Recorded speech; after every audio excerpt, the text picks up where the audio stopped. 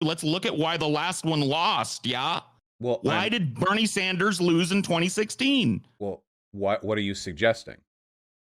Functionally, nobody's life has gotten better because they've been elected. Well, wait, hold on. What's going to happen in 2022 as a result of that? I have to reject that. Not having Trump in office measurably makes people's lives better, and there are innumerable ways in which, I mean, we can go over the list of executive orders that Joe Biden I'm sorry, this is an indefensible position. Hello. Yo, how you doing? How's it going? I'm doing wonderfully, you know? Okay. So, okay. I think that leftists are the cancer and that the Democrat body is the giant aging wildebeest, basically. That's what I think. So let me stop you there and ask you, at what point do we jump off the carcass of the aging, cancerous, limping wildebeest that's slowly being devoured by the lions? Well, we never should fully, right? There should always be the cancer because we could always use them for more resources until they're dead. Well, okay, so how do we aid their passing? I would say, well, the first thing that we need to do is we need to make third parties viable. We need to address. How do you do that in a two-party binary? So I think the real stopgap is the first past the post voting system, and I don't think that we can realistically break off from the Democratic Party until that happens. Once that happens, and it's possible, it can be done. That's not impossible. Once that can be done, and it's going to be easier to do the more we have control of the Democrat Party, of course, because we can control that discourse. Once that happens, we can engage in entryism while bolstering our own parties. We push up our parties as much as we can, and then the Democrats, they're no longer what we have to do. Now they're the side vote because it's better than fascism, and the more and more and more we leech off of them, power in numbers, the more likely it is that we get a seat at the table. Have the squad, in your opinion, lived up to the reason for their name yet? I generally like what they've done, yeah. I know there's a lot of criticism that they get. Well, weren't they called the squad because they were supposed to vote as a block in a slim margin house to force more leftist ideas to be included and piggybacked off of these more liberal bills? I think in a slim margin house, right? I think the problem with that is that it's like there's no real incentive because I don't think the Democratic Party actually cares whether or not they do anything useful. So it's like that's you know, the problem, right? The DNC is about oppressing whatever they would do. No, I agree, but that's an agenda that doesn't include them. It's a sound idea. The problem is it presumes that the Democratic Party actually cares about making this country better, and I don't believe that's the case. Maybe if the Democratic Party, the case either. Well, I do not believe that's the case either. Maybe if the Democratic Party was more beholden to the population that it meant to represent, maybe if there were more left-leaning people who were elected, maybe if, and here's the thing I'm really looking towards, maybe if the rhetoric, people like AOC and Ilhan Omar catches on a little bit more, they use this rhetoric about representing the people, really taking to task, getting the job done, stuff like this, maybe Democrats start to ask more of their representatives. And if you can do that, you start to see real political pressure. Because while the Democrats may not care about getting anything good done, they do care about keeping progressives from taking over the party. They care about that very, very much. So we have to get them out of the way, right? Exactly. But we have to do that with rhetoric, and it has to be a very careful process. We have very little time, but we also have very little margin for error. Listen, the DNC to me is the enemy. It's the DNC that has gatekept most. So you've probably heard of the ratchet effect, right? The idea that the right wing always pushes... the right, the Democrat keeps it from moving to the left, yeah. Right. Let me make something, and I'm not trying to be accusatory to you. Here's what I fear. You're a very popular dude. A lot of people watch you. A lot of young leftists watch you. I fear that your advocacy has done, up until this point, as I've been aware of you, steered young, vibrant, passionate leftists into neoliberal action, having them vote for the D instead of the R. Even if all I do is get people who otherwise wouldn't vote to vote Democrat, I consider that to be a positive effect in the world. The problem Fair enough. There aren't very many outlets for like leftist change at the moment because all of the systems that are used to affect change are basically gatekept from us. So all we can really do until that situation changes is affect the kind of rhetoric and political advocacy that would make those systems more amicable to our participation, which is happening slowly. More and more leftist rhetoric is getting normalized in the Democrat Party. It's slow, and it's frustratingly slow, but it's more than we had a decade ago. Say you have my platform, what would you be telling them?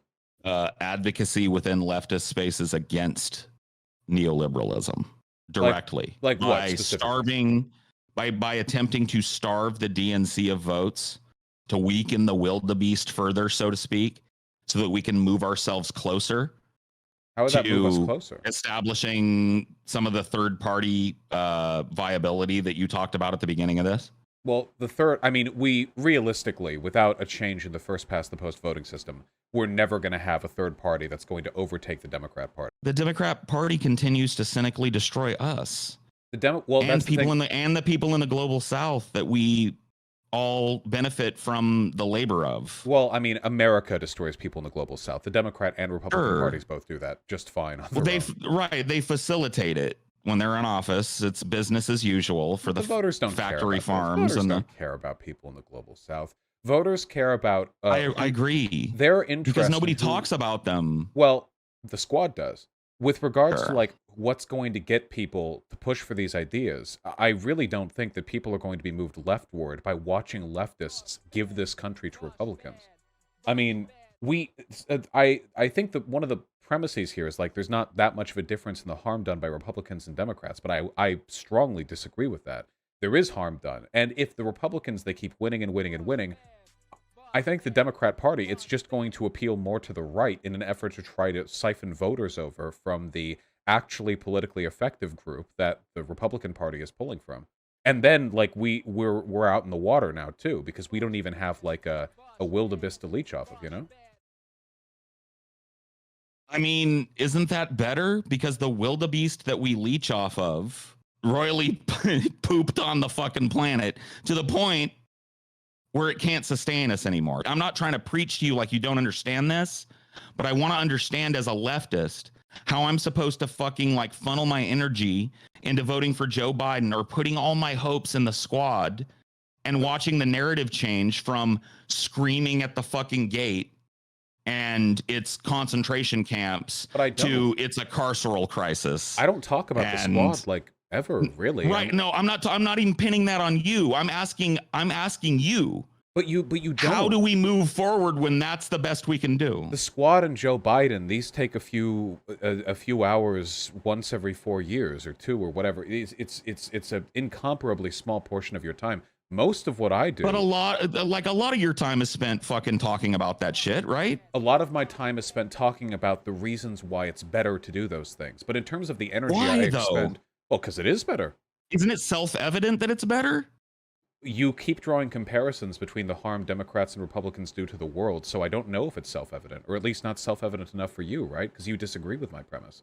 I'm talking about a mass labor movement, a mass walkout. Like a general strike. I think that's awesome. Why don't you spend that time advocating for doing that? Because the electoral politics shit should have been obvious. I only talked about it so much because there were so many lefties with so many big brain ideas on how you could own the left by letting Republicans win. I never wanted to talk. The whole Joe Biden, like, voting for Biden is better thing, the whole, like, Bernie or bust thing, I never wanted that to be a big part of my channel. I was shocked by the attitude other leftists had towards it. My position on this has always been that of Chomsky. Chomsky, he says, yes, of course, Biden should win. It is preferable to Trump winning. This isn't an expression of your moral activism. It's just something you do to make the world better. You do it, you get it done with in one day, and then for the rest of your time, you focus on all the other more important issues. We're on the clock. Right, we are on the clock. Not? But we, for the past 2 election cycles, nearly had an honest-to-God socialist win in the country responsible for more socialist CIA journalism awards to the back of the head than any has ever existed. We have socialists in office in Congress right now. I feel like you say right now we have radicalizing conditions, that things are being exacerbated. I agree with you. Maybe the clock starts ticking faster on these solutions. You genuinely believe the DNC is going to allow a non-neoliberal candidate to the top of the fucking masthead of the party? I mean, they clearly were incapable of stopping the kind of political blowback that Bernie Sanders effected with his participation. I mean, the political blowback that led to what? that led to beyond conversation. It led to what? Joe Biden, Kamala Harris. So there a are largely ineffectual majority in both houses of Congress. There are wins beyond the presidential victories that we get right now, right? We've gotten dozens of progressive candidates elected in, and we also have, if you take a look at how many Americans support socialism, the number spiked in 2016 and has continued to grow since. After 8 years of Obama, out of nowhere, we get this independent senator who captures the heart of the country, gets tens of millions of people at least engaged in relative left entryism, and skyrockets every metric we have for awareness to class consciousness. Bernie Sanders, gets man, butt fucked. People, he didn't win, that's true, but where you're older than me. In 2001, when Bush had a 90% approval rating after 9/11 and was drumming up support for an invasion in the Middle East, would you have ever believed that in just 15 years, an honest-to-God, Latin American-supporting, Castro-praising socialist would just come in a narrow second in the Democratic primary? Could you have even fathomed that back then? Probably not. So we're going to sneak a socialist through the DNC? How? When they have all the power? Well, there are different levels of conspiracism, right? What if next time, what if in 2024, we have a big, another big socialist, let's call them Schmerny Schmanders, right? They come through, and this person, they're hugely popular. They get more votes than the other candidate. Is the Democrat Party really going to just say, oh, well, they got more votes, but we're picking the other one? You know what? I hope they do. Because if they do that, that's exactly what I'm looking for. I hope they don't. Like, why are you looking for constant rolling failure of actual socialism? Because if the Democratic Party has to acknowledge that they're so terrified of obeying the will of their constituencies that they have to break the rules in an evident and open way to everyone who supports them. They've already done it twice. Not that close, not that clearly. The ways the 2016 and 2020 primaries took place, it was like, oh, the Nevada voting system, the count process. No. If you don't, you didn't learn. You didn't see it twice. It's not about me learning. It's about how evident these betrayals. How evident are they? How evident is it to you that any momentum Bernie Sanders had as a grassroots candidate within the DNC structure of actually making it to the top of the fucking party? Honestly, you mean could he do it? I think he could do it. Was there any fucking? Did you not? I'm asking you, what happened in 2016 to prevent it? Oh, I mean, it's been a while since that. I remember being angry back in 2016. I mean, it's been a while, but let's look into it as leftists. If we're going to advocate for the continued hope that some fucking socialist, guy is going to get through, let's look at why the last one lost, yeah? Well, why did Bernie Sanders lose in 2016? Well, what are you suggesting? I'm suggesting that the DNC used superdelegates to ensure that Bernie Sanders could not win in key areas, and his candidacy was scuttled in favor of an unelectable neo-lib Hillary Clinton, which led to the tragic 4 years of Donald Trump. So I'm not making the argument that the process is super fair, even if it was somehow mathematically and procedurally completely fair. The DNC obviously has a lot of control over the media narrative, which did bite Bernie Sanders in 2020 as well. The concerns of electability, Joe Biden being the more electable candidate. It bit him, but it didn't scuttle his candidacy. So super delegates in the key fucking swing states scuttled his candidacy. I'm not making the argument that the DNC is a great organization that I can get behind. I'm making the argument that we have seen empirical positive benefits from entryism into the Democratic Party. That Bernie Sanders' participation, I know that if I ask my chat right now, a lot of the people here are only leftists because they got red-pilled by Bernie Sanders running, either in 2016 or in 2020. If we continue that process... If he put up good numbers as a third-party candidate, would not the same thing have been established, Historically, applied? It doesn't happen. Also, they don't get the same media attention. A third party gets a 1,000th of the media attention that a prominent mainstream political party candidate gets, Right. And I understand that's why Bernie made the devil's bargain and stopped being an independent and joined the DNC in the first place. And for it, he reached hundreds of millions more people than he could have otherwise.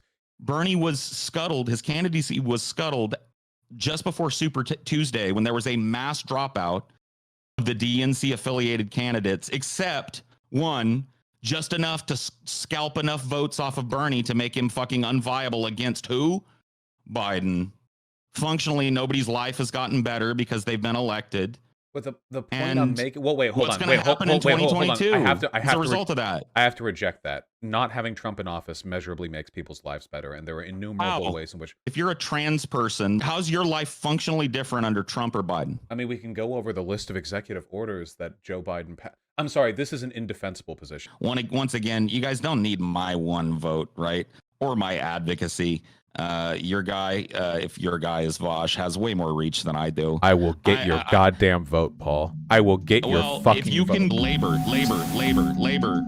class consciousness, class consciousness, class consciousness, labor, class consciousness, labor, class consciousness, class consciousness, class consciousness, class consciousness, class consciousness, labor, class consciousness, labor, class consciousness, labor. Scuttle fuck the malarkey.